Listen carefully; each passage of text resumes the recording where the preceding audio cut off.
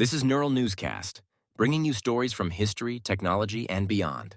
Thanks for joining us for this Neural Newscast deep dive. I'm Sophia, your weather correspondent, and alongside Thomas, your sports reporter, we're about to uncover some intriguing stories. On this day in 1977, the Library of Congress flagged September 7th as carrying a major entry in the historical record. Let's walk through what that entry highlights and why it mattered in context. Give me the headline first. What stands out in that Library of Congress entry for September 7th, 1977? It pinpoints notable developments on that date and emphasizes how they shaped the day's record. The Library of Congress framed them as major. So the emphasis is on the significance of those developments as recorded that day, not a single headline name or roster of people, right? Exactly. The record treats September 7, 1977 as a cluster of notable occurrences that together form the day's historical snapshot. That framing matters. Like when a game's outcome shifts a season narrative, the entry packages the day's developments as collectively significant. It's a turning point on the schedule. And from a documentation perspective, the library's role is crucial. By selecting those developments as notable, it signals to researchers and the public which moments shape the day's record. Because the entry is positioned as major in the catalog, it often steers later retellings. Historians and commentators use that archival framing as a reference point. Labeling a set of developments as major creates a marker for continuity and change, useful in longitudinal studies tracking policy shifts, cultural moments, or broader trends. Story-wise, it gives us a clean beat to return to. September 7th, 1977 becomes one of those days historians mark, concise but weighty. And that weight affects how future generations stumble upon the past. The entry elevates that day's developments into the sustained historical conversation, which then shapes narratives in books, documentaries, and even sports histories when dates intersect with larger cultural or political currents. So it's less about a single incident and more about recognizing the collection that defined the day's historical footprint. That collective framing gives us a tidy, charged snapshot, a moment you point to when mapping change. Precisely, the library's designation ensures the developments of September 7, 1977 remain in the record, preserved for analysis and reflection. And preserved in a way future storytellers, sports writers, cultural historians, news analysts can return to and find the developments the library marked as major. Let's put a pin in that and pivot right after the break. Quick pause. When we return, we'll celebrate a few notable birthdays tied to today. Today we celebrate the birthdays of Elizabeth I, 1533, Grandma Moses, 1860, and Buddy Holly, 1936.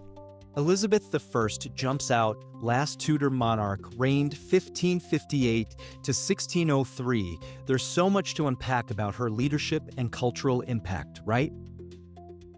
Absolutely. She's often called the Virgin Queen, a deliberate political image she used to maintain power and navigate England's religious divisions.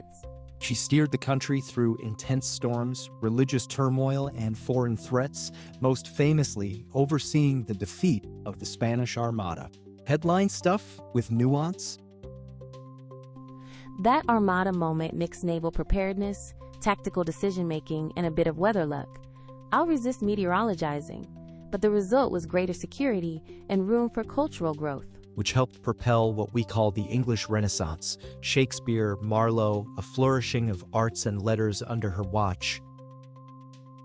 She also balanced Parliament deftly, knowing when to yield and when to assert, keeping the crown stable while fostering national identity. And she managed reputation as a tool, portraits, speeches, symbolism to project strength and continuity, leadership as strategy and performance. Personally, she was formidable, intelligent, multilingual, politically literate, skills that let her outmaneuver rivals and sustain a 45-year reign. Her independence and resolve set expectations for future monarchs, a template of centralized authority paired with cultural patronage. In broader terms, the Elizabethan era set the stage for later maritime ventures, global expansion, and enduring cultural influence. Those ripples run into sport and culture today, national identity, public spectacle, even the idea of celebrity leadership, threads you can trace back.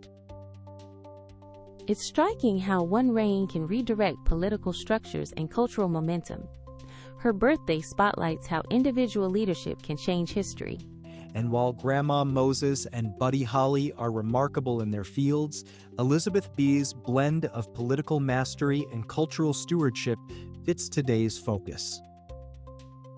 Her legacy endures in institutions, literature, and national myth-making, another reason the Elizabethan age still fascinates us. A fitting tribute on her birthday and a reminder of leadership, culture, and resilience working in tandem. After the break, a crisp fact of the day. Stay with us. We'll be right back with the fact of the day. Stay tuned to NNC for unbiased daily news summaries. Subscribe and explore our archives at nnewscast.com. This is Neural Newscast. And we're back. Time for our fact of the day. A group of Fraser's dolphins is called a pod. A pod, short, precise, and evocative. You can almost hear movement in that single word. Exactly. It's a tidy label that captures their social structure without embellishment. In sports terms, it's like a team name, one word that signals coordinated action. And in ecology, pod flags a social unit, important for observing behavior and tracking sightings. It even works as on-air shorthand. The pod is approaching, says it all quickly. Which keeps communication clear for scientists and observers, concise and widely understood. One compact term carrying movement, behavior, and coordination. Exactly what you want. A pod, simple, accurate, and meaningful for Fraser's dolphins. That's your fact of the day. We hope you enjoyed this deep dive. For Sophia and all of us at Neural Newscast, I'm Thomas. Join us next time. You have been listening to NNC. Visit nnewscast.com for more episodes and deep dives. Neural Newscast blends real and AI-generated voices for fast, high-quality production. All content is AI-generated with human oversight, including fact-checking and review. While we aim for accuracy and neutrality, errors may occur. Verify critical details from trusted sources. Learn more at nnewscast.com.